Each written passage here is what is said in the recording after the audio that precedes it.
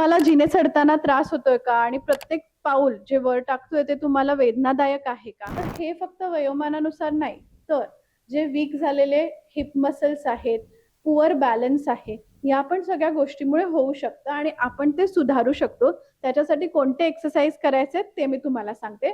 First is sit to stand. Normal चेअरवर बसायचंय आणि उठायचंय. हे तुम्हाला 10 वेळासाठी करायचंय. ह्याच्यामुळे तुमचे थाय मसल्स आणि ग्लूट्स हे स्ट्रॉंग होतात. सेकंड एक्सरसाइज आहे हिप स्ट्रेंथनिंग. ह्याच्यामध्ये तुम्हाला उभं राहायचंय, खुर्चीचा आधार घ्यायचा आहे आणि हिप अबडक्शन करायचंय. हे 10 वेळा करायचंय आणि हिप फ्लेक्शन करायचंय 10 वेळासाठी.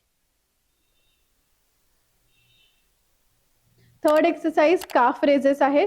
खुर्चीचा आधार घ्यायचा आणि काफ रेजेस करायचे. 10 रेपिटेशन साठी करायचंय.